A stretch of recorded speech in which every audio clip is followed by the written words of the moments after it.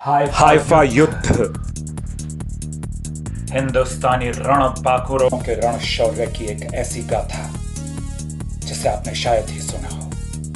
आज इस युद्ध गाथा को सुनकर गर्व से आपका सीना चौड़ा हो जाएगा और आप सैल्यूट करेंगे अपनी सेना के शौर्य को, बहादुरी को। जय जवान हिंद की सेना जिंदाबाद।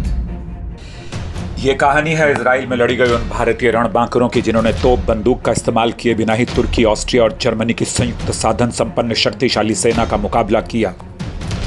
केवल एक ही दिन में इजराइल को 400 साल पुराने ऑटोमन साम्राज्य से आजादी दिला दी थी महान भारतीय सैनिकों ने। इतिहास में इसे हाइफा युद्ध के नाम से जाना गया। इस जंग में 900 भारतीय सैनिकों ने अपनी जान कुर्बान कर दी थी। हाइफा का युद्ध मानव इतिहास का सबसे बड़ा और अपनी तरह का आखिरी युद्ध है।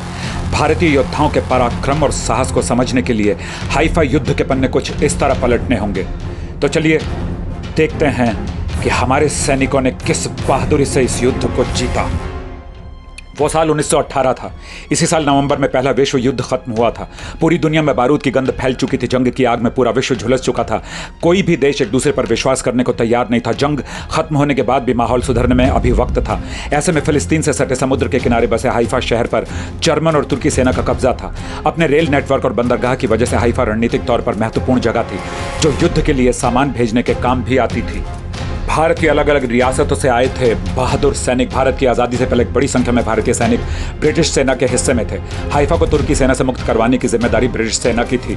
इस जंग को अंजाम देना मुश्किल था क्योंकि दुश्मन ज़्यादा ताकतवर था। यहाँ तुर्की, जर्मनी और ऑस्ट्रिया की संयुक्त सेना की चौकियाँ थीं।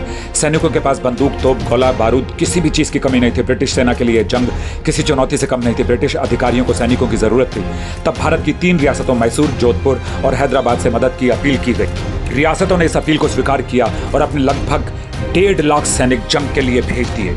भारतीय सैनिकों को पीछे हटना मंजूर नहीं था तब भी, और आज भी भारतीय सैनिकों के पीछे कुछ संख्या अंग्रेजों सैनिकों की भी थी। Brigadier general A.D.A. किंग को दुश्मन सेना के बारे में जानकारी मिली। उन्हें पता था कि यदि सेना अंदर गई तो उनका लौट पाना मुश्किल है, नामुमकिन है। इसलिए उन्होंने सेना को जंग न लड़ने के लिए कहा। अंग्रेजी सैनिक पीछे हट गए।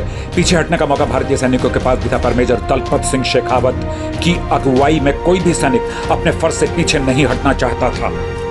सवाल यह था कि अगर आज पीछे हटे तो वापस जाकर अपने देश, अपनी रियासत और अपने परिवार को क्या मुंह दिखाएंगे। इसलिए 1.5 लाख भारतीय सैनिकों ने हाइफा शहर में दाखिल होना स्वीकार किया। भारतीय सैनिक घोड़े पर सवार थे। उनके पास लड़ने के लिए केवल भाले और तलवारें थी। अंग्रेज सरकार ने पैदल चलने वाले कुछ सैनिकों को बंदूकें थमा दी। भारतीय घुड़सवार सैनिकों को हाइफा में मौजूद तुर्की सेना और माउंट कार्मेल पर तैनात तुर्की तोपखाने को तहस नहस करना था। जोधपुर लांसर्स ने अपने सेनापति मेजर ठाकुर दलपत सिंह शेखावत के नेतृत्व में सबसे पहले शहर में कदम रखा।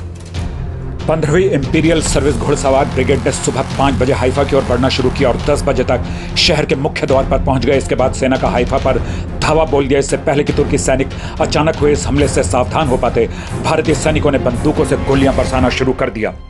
यह दुनिया के इतिहास में घुड़सवार सेना का महान अभियान था। घोड़े घायल हो रहे थे पर रुक नहीं रहे थे। भारतीय सैनिकों पर चारों ओर से गोलीबारी शुरू हो गई। भारतीय सैनिक एक एक करके मरते जा रहे थे और मारते भी जा रहे थे दुश्मनों को। हाइफा युद्ध में 900 भारतीय सैनिकों ने अपनी कुर्बानी दी। भारतीय शूरवीरों ने जर्मन तुर्की सेना के 700 सैनिकों को युद्धबंदी बना लिया। इसके अलावा 17 तोपें, 11 मशीन गन और हजारों की संख्या में जिंदा कारतूस भी जब्त कर लिए। अदम्य साहस दिखाने वाले ठाकुर दलपत सिंह को ब्रिटिश हुकूमत ने मरणोपरांत मिलिट्री क्रॉस से सम्मानित किया। उनके अलावा कैप्टन अनूप सिंह और सेकंड लेफ्टिनेंट सागत सिंह को भी मिलिट्री क्रॉस पदक दिया गया। ब्रिटिश हुकूमत ने कैप्टन बहादुर अमन सिंह जोधा और दफादार जोर सिंह को भी उनकी बहादुरी के लिए इंडियन ऑर्डर ऑफ मेरिट पदक दिए। इजराइल की जनता बहुत सम्मान से और आदर से हर साल 23 सितंबर को हाइफा दिवस मनाती। यह युद्ध भले ब्रिटिश सेना ने लड़ा था मगर इसमें जीत भारतीय सैनिकों ने दिलाई थी।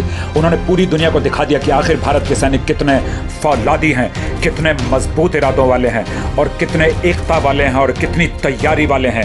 हिंद की सेना जिंदाबाद।